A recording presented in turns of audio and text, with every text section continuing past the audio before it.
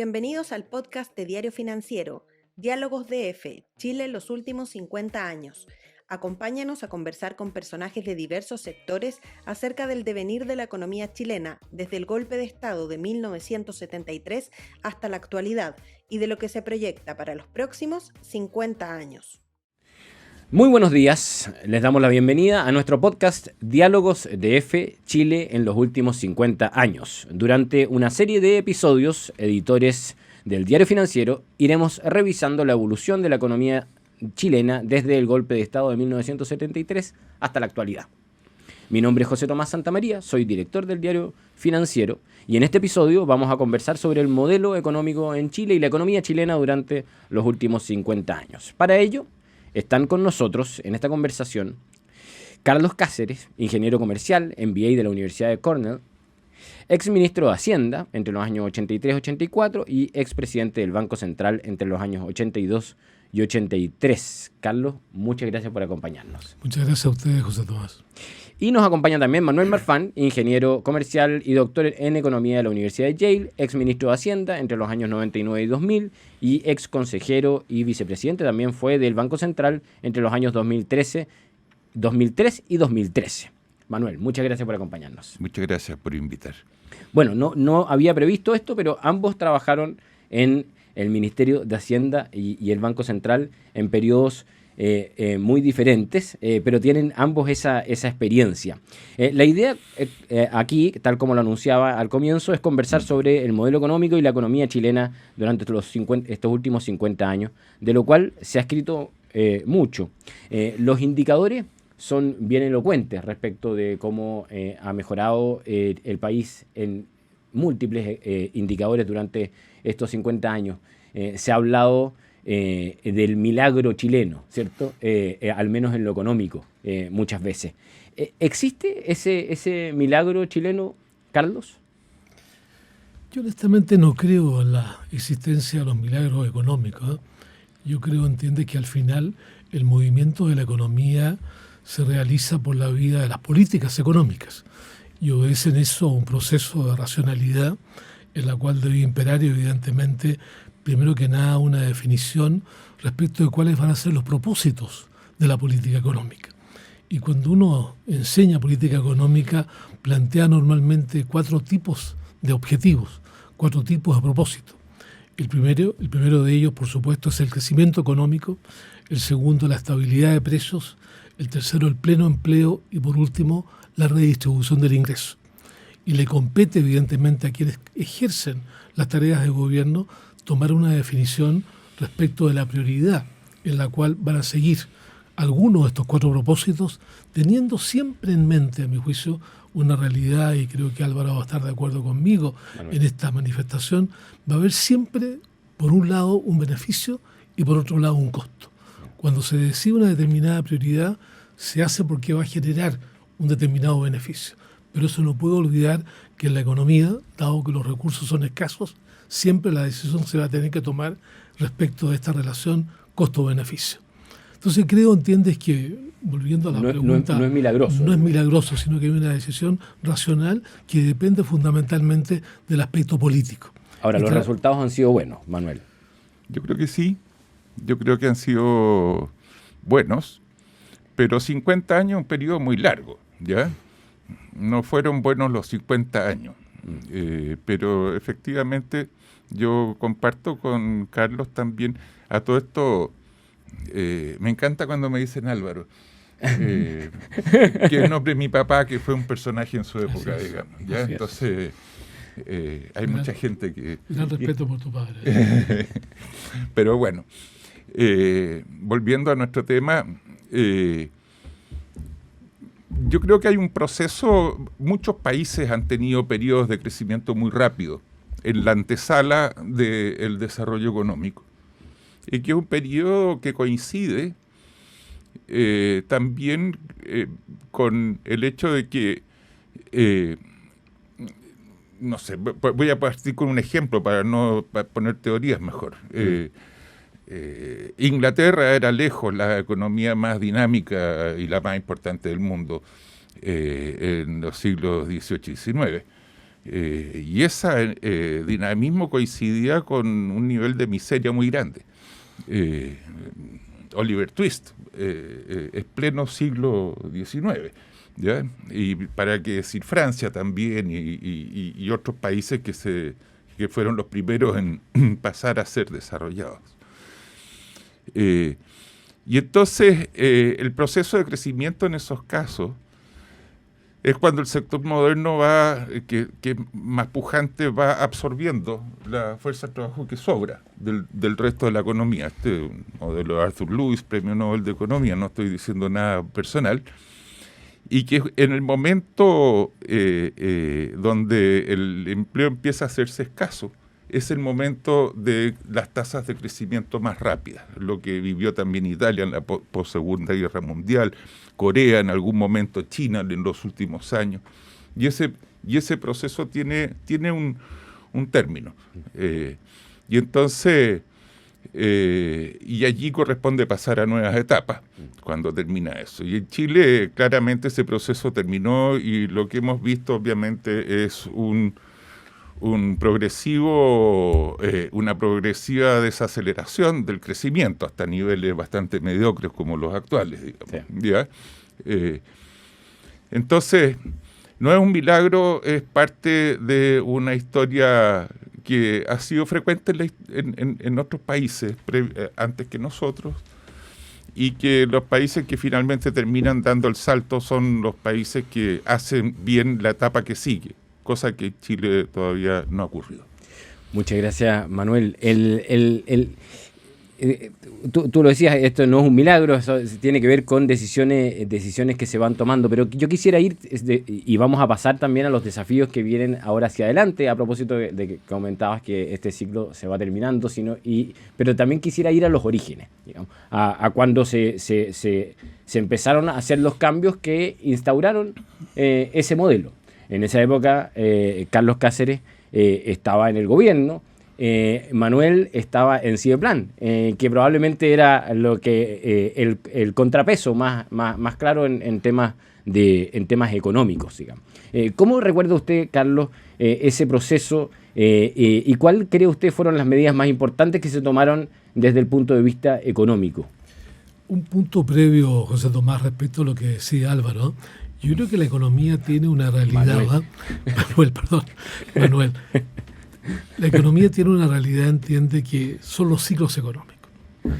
Y me acuerdo de una frase del Premio Nobel de Economía de Manuel, el que mencionaba también un Premio Nobel de Economía, Manuel, en el sentido de que decía Hayek que el último día de la recesión es el primer día de la crisis. O sea, aquí la economía se mueve en ciclo. Y cuando uno analiza, entiende, el periodo económico, y luego contesto tu pregunta, de los últimos 50 años, los ciclos se manifiestan en forma muy clara. Partimos del año 1970, en estos 50 años, y observamos, ¿no es cierto?, de que la economía vivía un proceso de cambio muy importante. Llega el presidente Allende al gobierno de la nación y se produce, ¿no es cierto?, un impacto económico de crisis muy significativa que uno podría demorar mucho tiempo para explicar las causas y cuáles fueron las consecuencias. Y luego viene el gobierno militar, y ahí hablo de pronunciamiento militar más que de golpe de Estado. Cuando llega el gobierno militar hay también una serie de ciclos que parten en el año 1974 con la crisis del petróleo. En una economía que estaba prácticamente, absolutamente en el suelo, el país tiene que enfrentar una crisis del petróleo que significa que el precio del dólar, que costaba en los mercados un precio de $3 el barril, sube repentinamente a un precio de $12 el barril. Y la economía chilena tenía que ajustarse a esas nuevas circunstancias. Hay entonces una depresión económica muy significativa que dura hasta aproximadamente el año 1974-1975, y ahí viene un proceso de expansión. Y ahí vuelvo entonces a la pregunta que tú me mencionabas de cómo son los orígenes y cuáles son, a mi juicio, los puntos más significativos de la política económica que sigue el gobierno militar y que obedece fundamentalmente a lo que se conoce, ¿no es cierto?, con el nombre del libro del ladrillo, en la cual intervino Sergio de Castro y muchos economistas que después participaron en actividades de gobierno, en que se plantea cuál debiera ser el nuevo modelo económico que debería imperar el país. Y allí, un punto a mi juicio extremadamente importante, estaba uno, en la apertura de la economía internacional.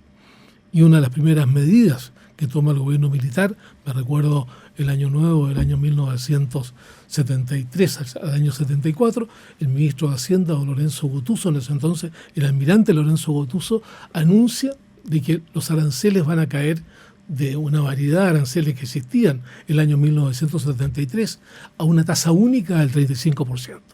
Y se colocaba un horizonte de que esa tasa de aranceles iba a bajar en el tiempo hasta un nivel del 10%. Creo que allí hubo una medida realmente, a mi juicio, probablemente de las más importantes que se tomaron, porque permitió, por primera vez, de lo que había ocurrido con posterioridad a la crisis del año 1929, que la economía funcionara nuevamente en términos de las ventajas competitivas reales que tenía la economía chilena. El año 1973, y bueno, hacer este recuerdo, había 5.400 posiciones arancelarias distintas, que tenían un rango de variación desde el 0% al 10.000%. Tú comprenderás, entiendes, la distorsión económica que eso significaba. Se coloca una sola tasa arancelaria, se abre, ¿no es cierto?, el mercado de las exportaciones y las importaciones, y luego viene todo un proceso de modificación estructural, en la cual también una muy importante fue recordar el concepto de equilibrio macroeconómico.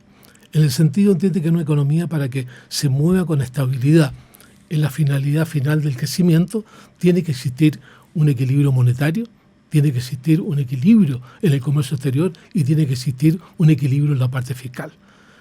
El ministro Caguas, y hoy día lo recuerda algunos medios de comunicación, toma la decisión, ¿no es cierto?, de la primera reforma tributaria importante que se hizo respecto del IVA y respecto a los impuestos a la renta, y creo que allí también hay una reforma muy significativa, muy importante, que vuelve a darle racionalidad al proceso de asignación de recursos.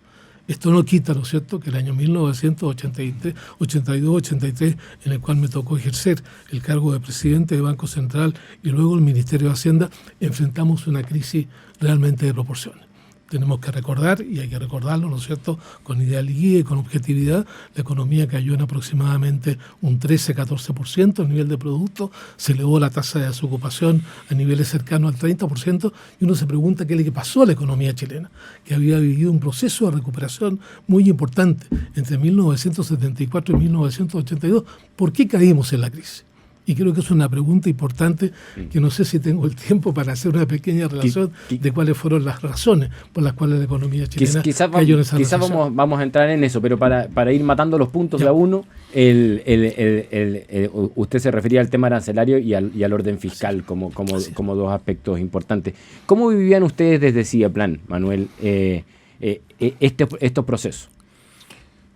Bueno, tú entraste a CIEPLAN el año 77. El año 77, claro. Ya. 2 años después de su fundación. Igual hace cuánto, son 45 años, ¿no? Claro. No es poco. 46. 46.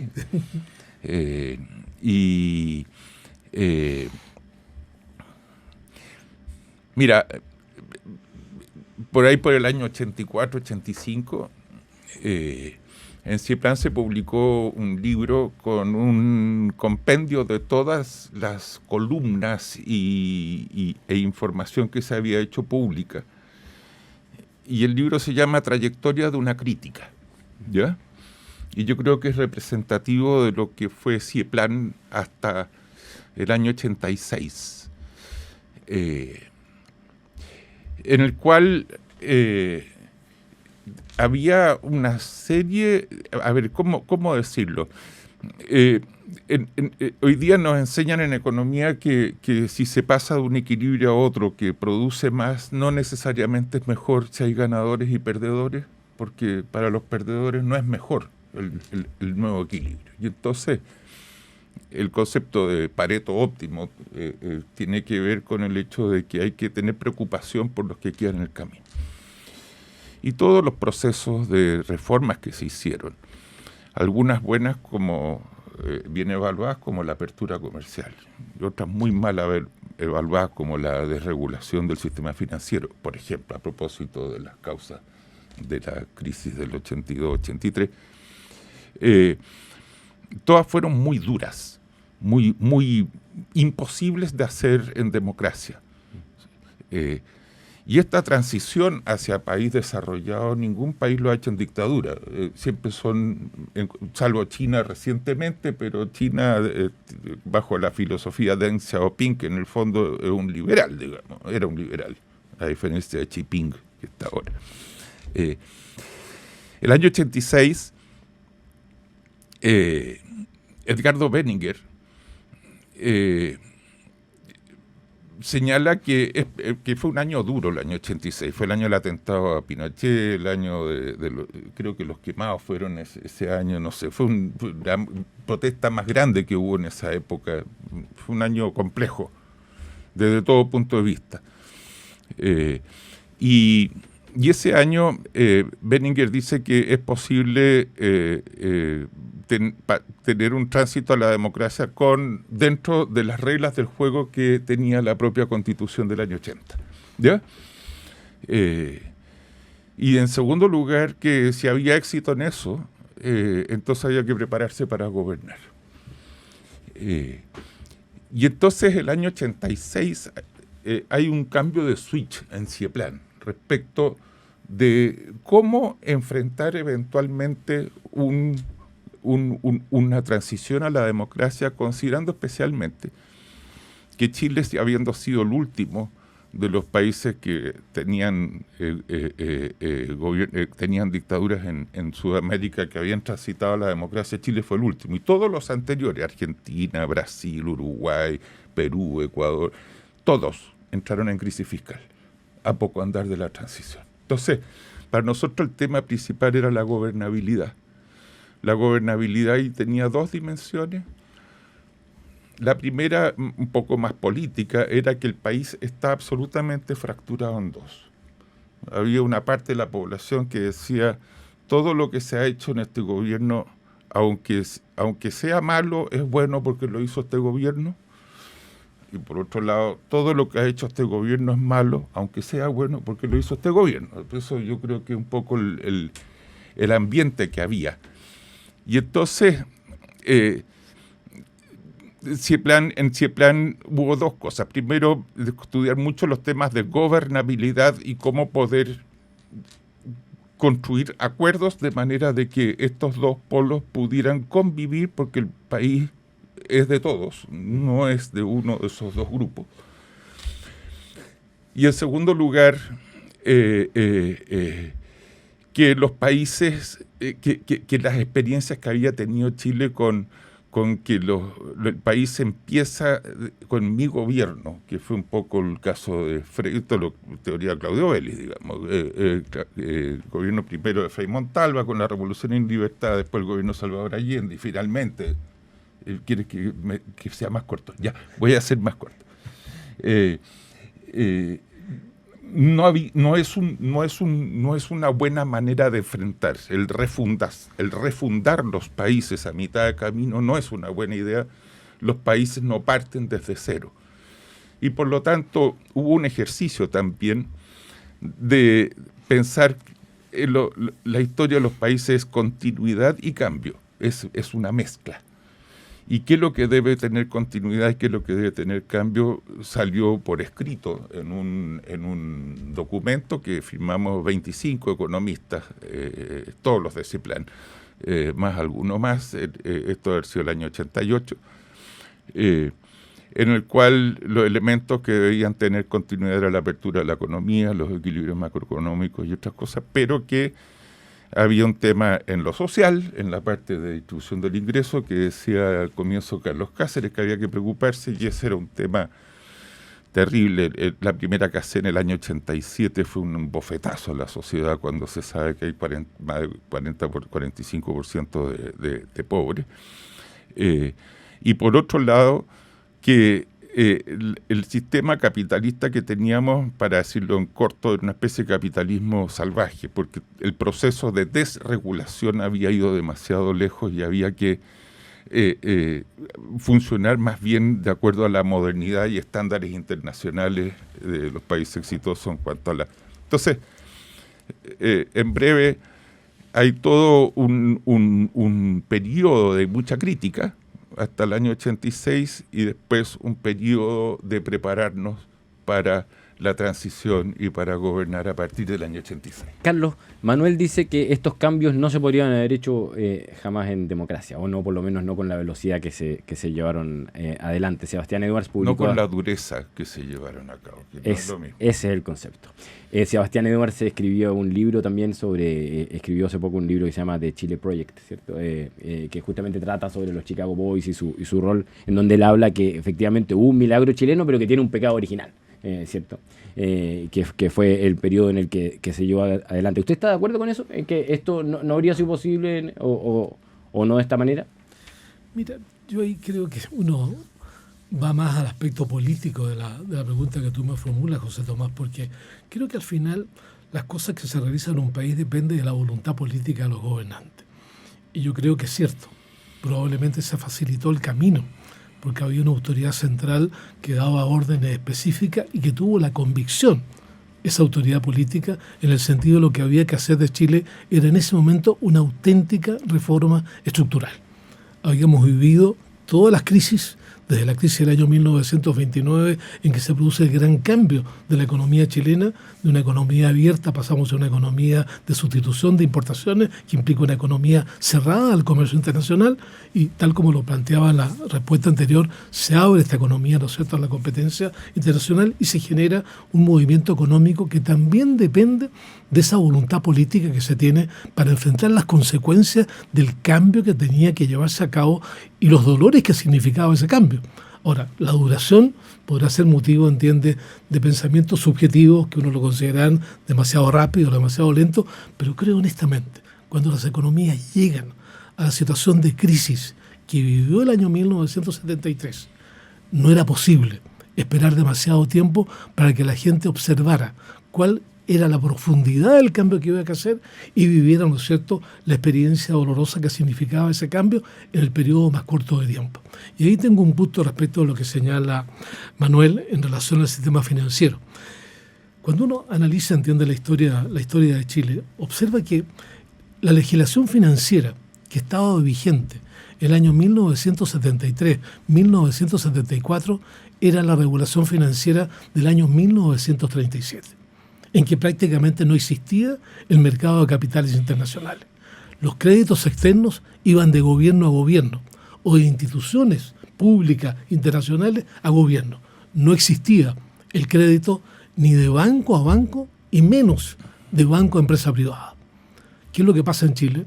Que sin hacer un cambio en la regulación financiera del año 1937 se abre la cuenta del mercado de capitales y dada la realidad, ¿no es cierto?, de abundancia de dólares que genera lo que comentábamos recién, el aumento en el precio del petróleo y se da origen a los llamados petrodólares, esos llegan en abundancia a Chile, derivado de que el país se consideraba que estaba viviendo un momento de apertura económica, de economía de mercado y somos los principales receptores de esos créditos, pero con una regulación financiera que lamentablemente databa del año 1937. No quiero hacerme, digamos, promotor personal, pero una de las medidas que yo tomé cuando fui ministro de Hacienda, considerando, ¿no es cierto?, de que había cambiado radicalmente el mercado de capitales internacionales, le pedí a un distinguido abogado, don Carlos Urenda, con amplio conocimiento del sistema financiero, que él organizara una comisión para reestudiar una nueva ley de bancos. Hizo un proyecto, se aprobó el proyecto y hemos observado de que en la crisis del año 1997, en la gran crisis del año 2008 en el mercado internacional, la banca chilena no tuvo absolutamente ni un movimiento negativo. Sobrevivió a dos crisis muy importantes, derivado nada más que del hecho de reconocer que la realidad del mercado de capitales internacionales había cambiado radicalmente. Entonces creo, entiendes, que también uno tiene que ir ajustando las situaciones de la política económica al momento que se está viviendo. Ahora señala, a mi juicio con mucha razón, Manuel, en el sentido de que después de la gran crisis del año 1982-83, se vive una contingencia económica muy favorable para la economía chilena. Recordemos que el crecimiento de la economía supera los niveles del 7%. Y al terminar el gobierno militar, el año 1990, se genera la entrega a un país que estaba en un proceso de expansión económica. Y creo que los recuerda también Manuel de cómo fue este proceso de transición, en el sentido, entiende, y reconozco la notable labor que realizó Edgardo Benninger, por el cual siento una gran admiración por su manera de serlo y de conocerlo personalmente en forma muy cercana, y creo que fue un hombre que realmente colocó un eje en el debate, entiende, de la transición de Chile desde un gobierno militar a un gobierno de plenitud democrática, y creo, entiendes, que haber hecho una transición en la forma en que se hizo, derivó, entiende, que esta etapa de consensos económicos que ilustró, y de consenso político, que ilustró la realidad económica chilena, hasta mi juicio el segundo gobierno de la presidenta Bachelet, dio la posibilidad de que el país tuviera un proceso de expansión que se reconoce como los 30 años, ¿no es cierto?, que fueron realmente de gran beneficio para el país. Les recordamos que estamos en conversaciones con nuestro podcast Diálogos de F, Chile en los últimos 50 años, con Carlos Cáceres y Manuel Marfán, conversando sobre modelo económico y la economía chilena durante estos últimos 50 años. Llegó el año 90, Manuel, y en Cideplan pasaron al gobierno, liderados incluso por Alejandro Foxley como ministro de Hacienda, y Carlos Cáceres funda Libertad y Desarrollo. Se cambian ahí los papeles respecto del rol que cumplían. Lo cierto es que ya una vez en el poder mantuvieron el modelo hacia adelante en grandes términos. Bueno, dímelo tú. ¿Cómo fue haber asumido, haber llegado al poder, y qué cambios qué cosas se mantuvieron y qué cambios se llevaron adelante? Sí. A ver, bueno, en lo personal a mí me llevaron de una oreja al Ministerio de Hacienda, yo no quería ir, ¿ya? Pero los lobos solitarios no existen, ¿ya? Entonces, finalmente fui, y creo que fue al final una muy buena decisión. Yo he sido profesionalmente más feliz a partir de ese momento que lo que era antes, digamos, en lo personal. Ahora, en lo nacional,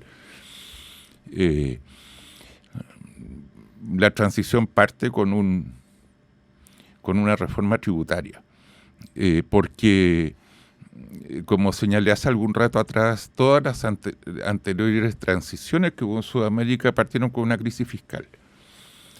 Y en Chile, la estabilidad, en todos los sentidos del término de la palabra estabilidad, al momento que se inicia la transición, estaban muy valorados. Y cuando están políticamente valorados es más fácil para los economistas jugársela por esa estabilidad. Y esto ocurre porque fue un periodo con mucha disrupción, todo el periodo anterior. Las crisis que mencionaba Carlos de mediados del año 70 y comienzos de los años 80 fueron crisis muy profundas. Y el track record del periodo completo no fue tan bueno en términos de crecimiento. La mejor tasa de inversión que hubo en todo ese periodo fue el año 81, que es más baja que cualquier año post-democracia, digamos. O sea, hay una serie de razones que la explican eso. Primero, ¿por qué necesita un contexto de apertura política para que estos procesos tengan más éxito económico? Y es que, con todos sus defectos, la democracia, especialmente cuando hay acuerdos amplios, genera mucho más certezas respecto de las reglas del juego. En Irán, antes de los ayatolas, gobernaba el Shah de Persia, Reza Pahlavi creo que se llamaba, y había puesto a sangre y fuego una economía de mercado. Y duró lo que duró el gobierno de Reza Pahlavi, digamos. Vinieron los ayatolas y destruyeron todo eso. Entonces los que le creyeron hicieron inversiones, perdieron como en la guerra. Por eso digo yo, la certeza, la duración de las reglas del juego, ¿tiene la duración del régimen de turno o tiene un horizonte más amplio? Es un tema en general respecto de estas transiciones que es muy importante. Y por lo tanto, se parte con una reforma tributaria. Y además, también lo señalé, el tema de la pobreza pasa a tener una dimensión política de primer nivel, por por la magnitud, por la sorpresa, por la indignación que generó el número que no se sabía antes de la ocasión del 87. Y yo creo que todo el mundo entendió que los pobres tenían que ser una prioridad, cosa que siempre también fue bueno. O sea, nadie se pone en la fila de los beneficios fiscales antes que un pobre. Y eso logró mantener a raya muchas demandas que se habían acumulado durante los años anteriores y que podrían haber explotado a partir del año 90, cosa que se pudieron abordar después con tiempo, que siempre facilita las cosas. También hubo que tener una modernización del sistema de mercado importante, especialmente en lo financiero. Ocurrió que los fondos de pensiones podían invertir, salvo un 1% que tenían libertad, el grueso tenían que invertirlo en títulos públicos, emitidos por el Banco Central o por la Tesorería. Y cuando a partir del año 87 empieza a haber superávit fiscal, hubo escasez de esos papeles, y mientras tanto el sector privado se está endeudando afuera para financiarse. Entonces teníamos exceso de ahorro y falta de financiamiento, lo cual es una mezcla muy rara. Y se inicia todo un proceso de reformas de mercado de capitales, parte con el año 1993, yo personalmente la llamo la reforma de Eduardo Vitrán, en el cual se empieza a admitir que el mercado los inversionistas institucionales, le hacen en este caso los más importantes, compañías de seguro de vida y fondos de pensiones, pudieran invertir en el exterior y también invertir en la emisión de papeles emitidos por el sector privado.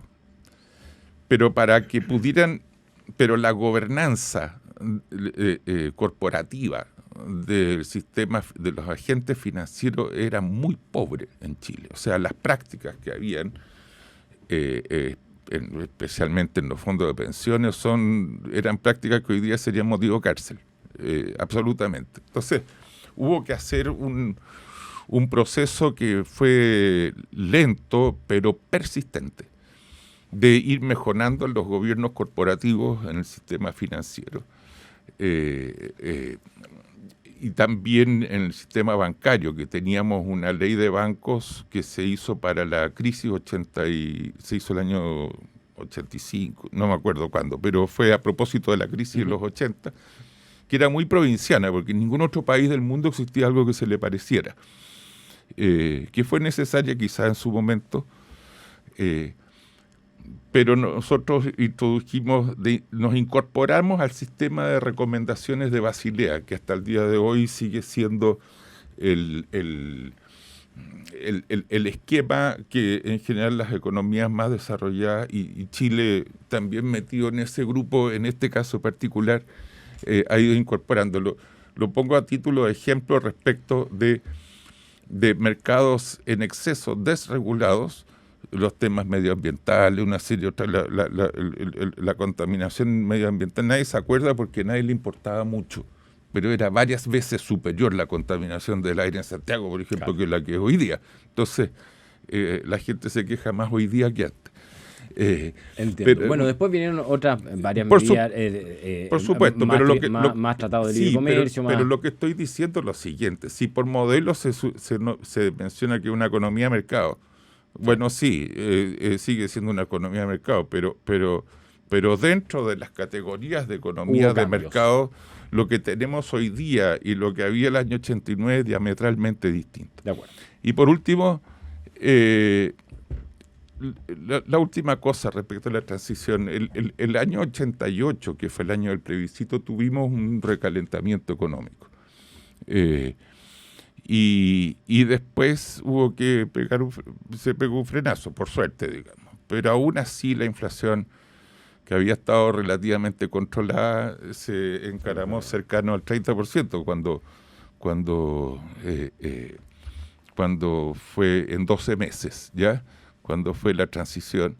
Y también el gobierno tuvo que no solamente aumentar los impuestos, sino que el Banco Central tuvo que partir con un ajuste, en el cual las tasas de los bonos a 10 años, las tasas de los bonos reajustables a 10 años se elevó a un 10%. Hoy día sería una brutalidad, digamos, pero así partió la transición, con un ajuste económico y con un aumento de impuestos. Carlos, ¿cómo lo vivieron ustedes ahora desde la oposición, ese proceso?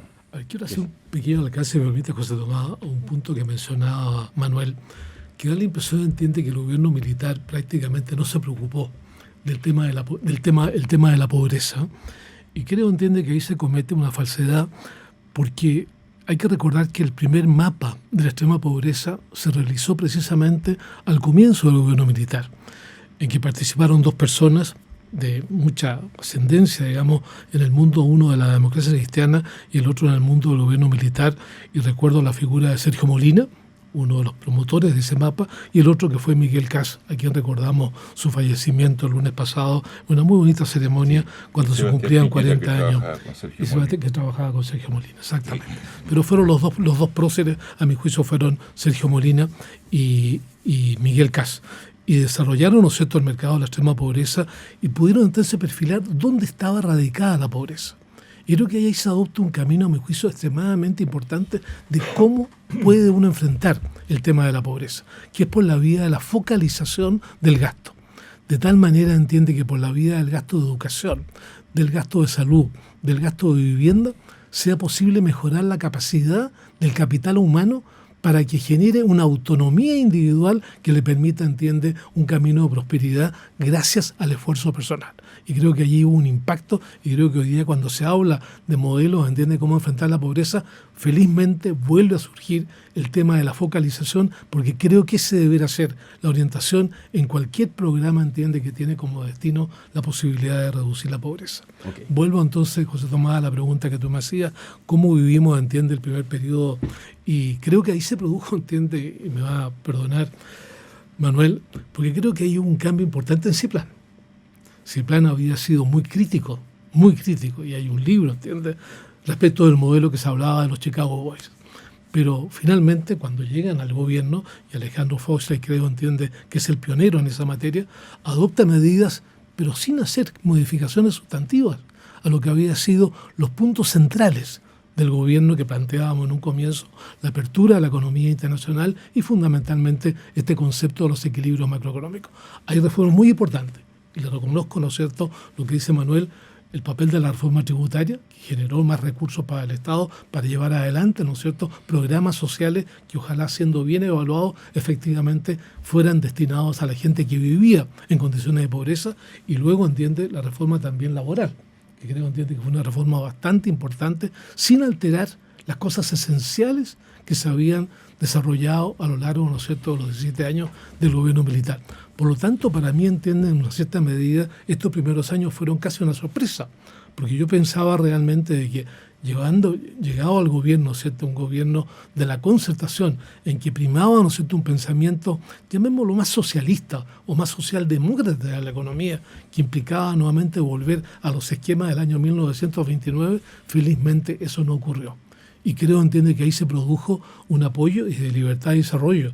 Hicimos una labor muy importante. Y yo recuerdo haber visto a Alejandro Foxley en las oficinas de Libertad y Desarrollo, conversando, comentando, dialogando respecto, ¿no es cierto?, del papel que se jugaba en los aspectos principales de la política económica. Así que veíamos realmente este proceso, que primero que nada se había llevado a cabo una transición pacífica, una transición tranquila. Hay que decir que esta transición creo que es la única vez en que ha ocurrido, entiende, una transición pacífica de un gobierno militar a un gobierno de plenitud democrática. Los gobiernos militares normalmente son echados del poder o renuncian al poder, pero no se entrega al poder.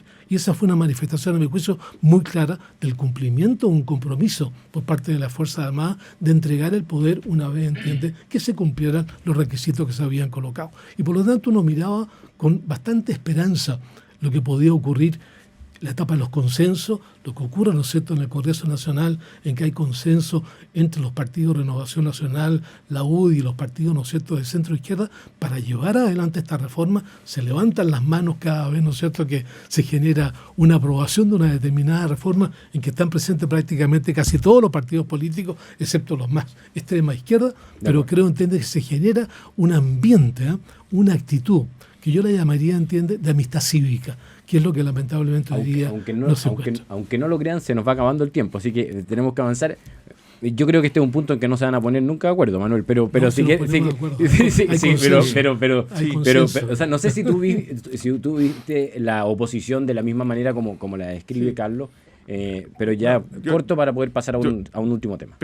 Pero sí, yo insisto que el cambio en Chipre fue en el año 86, ¿ya?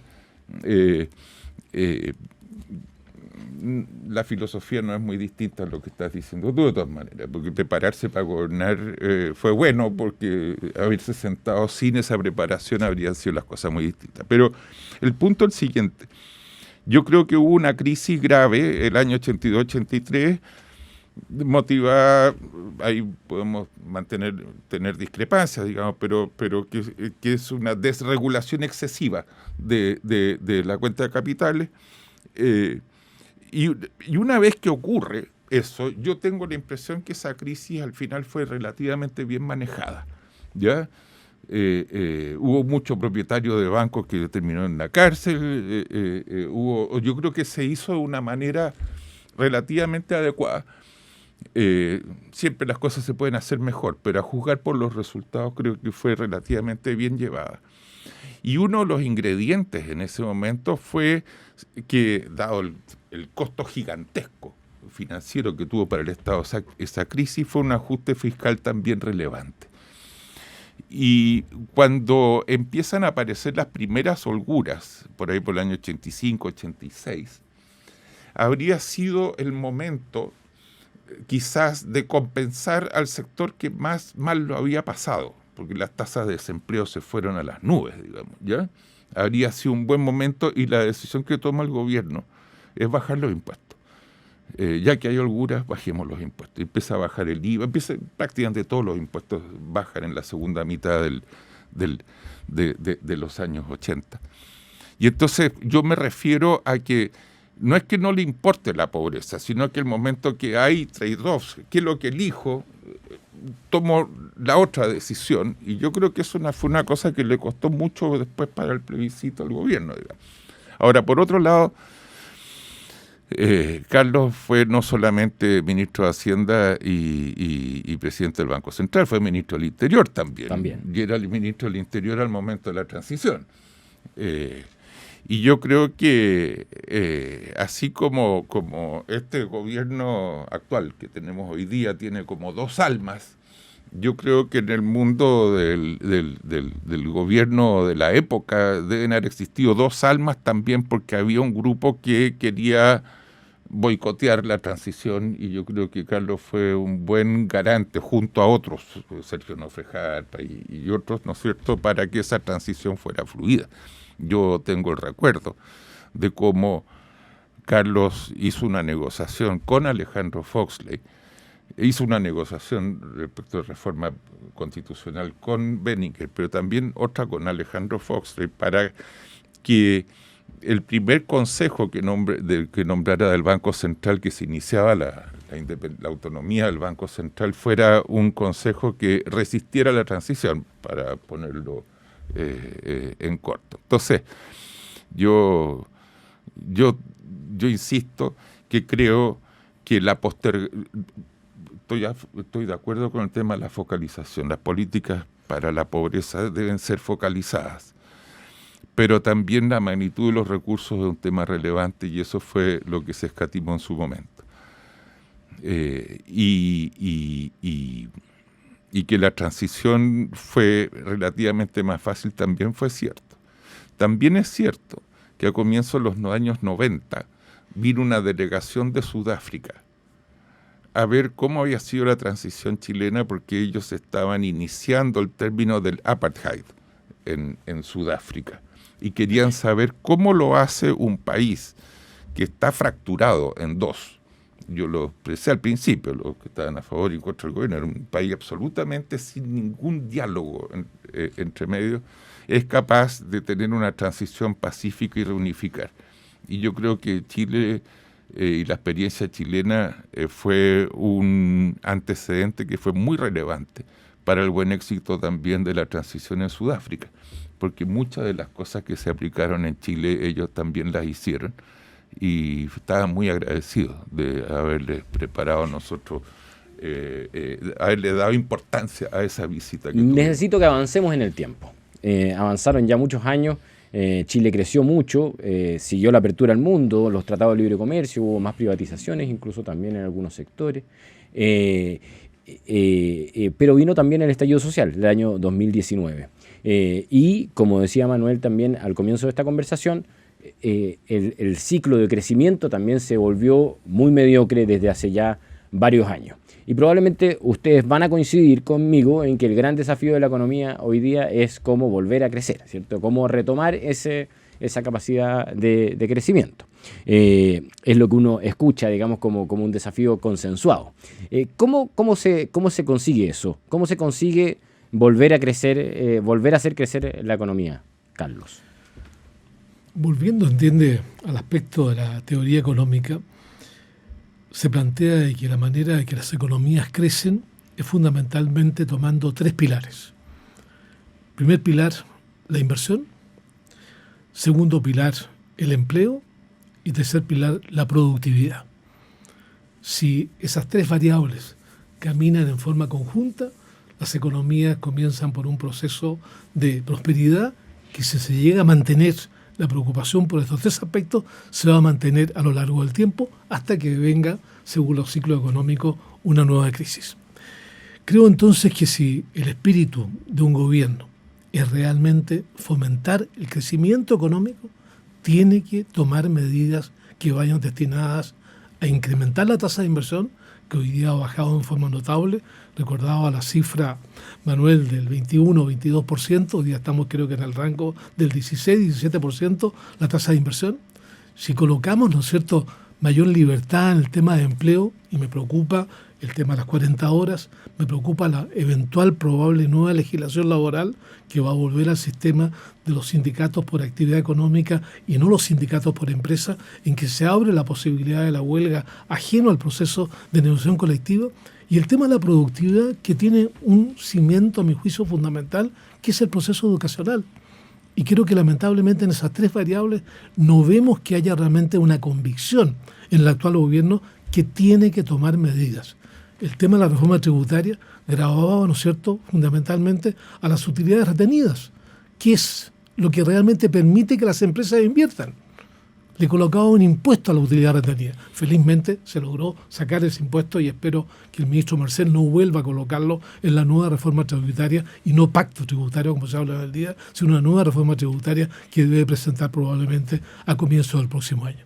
Tendrá que tomar medidas que vayan destinadas a incrementar la inversión, generar la mayor flexibilidad posible en el empleo. Todos estamos conscientes que el empleo femenino aquí en Chile es bajo respecto a los famosos estándares, ¿no es cierto?, que plantea la OCDE. Creo, entiendes, que en la medida que se genere mayor flexibilidad en el empleo, que se generen posibilidades de horarios flexibles para las mujeres, para que puedan ingresar al mercado del trabajo, hay ahí una fuente de crecimiento económico muy importante. Y por último, el tema de la productividad, creo, entiende, que es el problema más importante de todo, y allí el tema educacional, en el que lamentablemente todas las medidas que se adoptan, y hoy día tenemos una nueva huelga del Colegio de Profesores, en que el punto, ¿no es cierto?, de vista de los símbolos, implica, ¿no es cierto?, una ausencia de autoridad de quienes deben ejercer la autoridad máxima en el proceso educacional. Entonces hay un desestímulo realmente a las tareas educacionales. Entonces yo miro con relativo escepticismo lo que pueda acontecer con la economía chilena en el próximo futuro. Y estamos viendo, ¿no es cierto?, que incluso el Banco Central, incluso el Ministerio de Hacienda, está proyectando el crecimiento de la economía chilena en el rango del 1 al 2%, que si le agregamos el crecimiento de la población desde el punto de vista del bienestar individual que genera el crecimiento de la economía, estamos en un proceso que lamentablemente está bastante estancado. Bueno, a Manuel le está tocando ahora liderar este grupo de economistas que ha convocado el ministro Marcel justamente y me alegro mucho que sea, justamente que sea Manuel la persona que están colaborando en el diseño del pacto y en la medición de los datos respecto del aporte justamente del crecimiento de la economía. Y me alegro mucho porque ese cargo lo tomó una persona que ha tenido experiencia en tareas de gobierno. Manuel, ¿cómo ves tú? Gracias. Bueno, yo no quiero adelantar el trabajo que vamos a hacer, porque yo puedo dar mis ideas, pero no necesariamente son las ideas del grupo. De este grupo, que me parece que es un grupo muy bueno. Es muy fácil trabajar, pero no es fácil presidir, porque ninguno de los que está ahí presentes le gusta que lo dirijan, digamos. Entonces, son todos así un poquito, yo también, un poquito pavos reales, digamos. Entonces, pero es un grupo muy agradable. Pero efectivamente, yo creo que es bueno que en un grupo variopinto como ese, si llegáramos a tomar acuerdos respecto de lo que al país le convendría para volver a tomar un impulso de crecimiento, yo creo que sería aparte de lo del pacto fiscal, yo creo que podría ser un buen aporte de este grupo. Pero todavía es muy pronto para decir si vamos a lograrlo.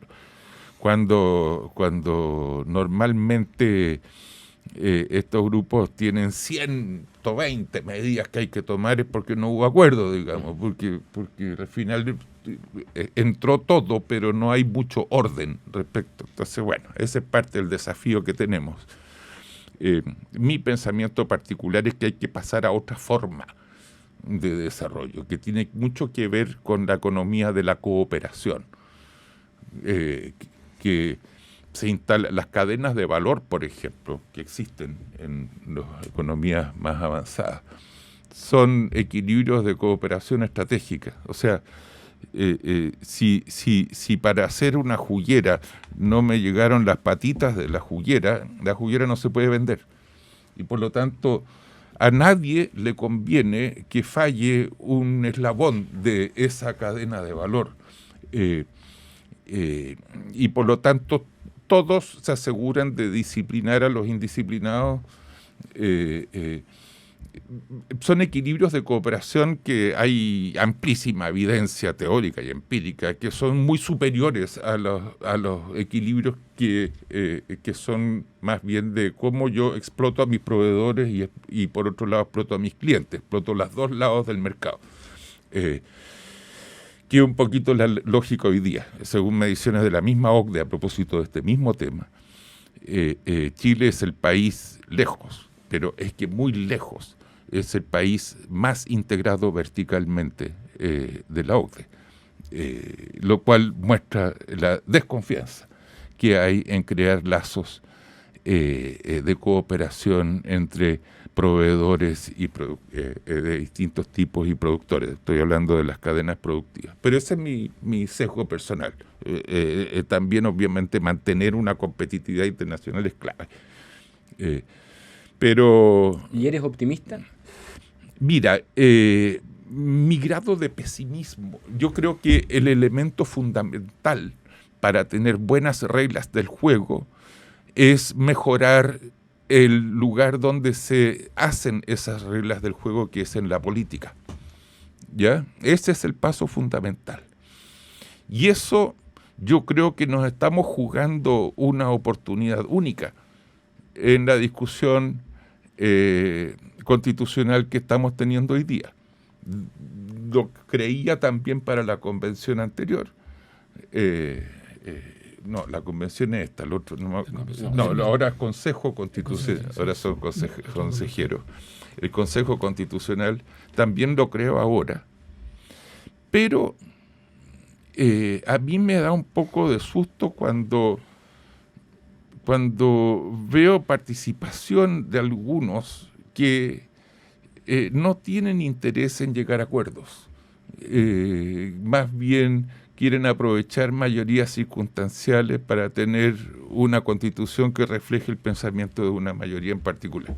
Y eso es malo. Yo creo que yo veo la actitud reciente de partidos tradicionales como Renovación Nacional y la UDI, que yo entiendo que tienen un peligro porque los está desbordando el Partido Republicano por la derecha, ¿ya? Pero lo más importante para la UDI y Renovación Nacional no es la próxima elección, lo más importante para cualquier partido político tiene que ser el país. Y nos estamos jugando plazos muy largos en la discusión constitucional. Y yo espero que finalmente tengamos también en la política una especie de equilibrio de cooperación recíproca, estratégica, porque nadie coopera para que te exploten. Por eso le pongo la palabra estratégica, que espero que así sea. Manuel, yo quisiera, Carlos, si me permite nada más que muy expresar corto. una esperanza de que en la comisión que está presidiendo Manuel no vayan a tomar en consideración las políticas que está planteando esta economista italiana-británica Mazzucato, que creo que realmente nos llevaría a un proceso, digamos, que no generaría, por lo menos entiende este criterio de la expansión que tú nos planteas en la pregunta. Y lo segundo, fíjate, cuando yo esperaba, entiende, el resultado de la Convención Constitucional y pensaba que si se llegaba finalmente a aprobar ese proyecto constitucional, veía para Chile un escenario de catástrofe.